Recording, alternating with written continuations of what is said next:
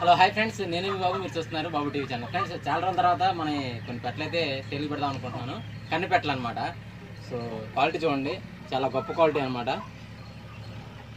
సన్న మొహం, చిలకడ చిలకడ అనమాట. సన్న చిలకడ కోడిపిల్ల క్వాలిటీ చాలా చాలా మంచి క్వాలిటీ అనమాట. రెక్క కూడా పెద్ద రెక్క, బాగా పెద్ద రెక్క.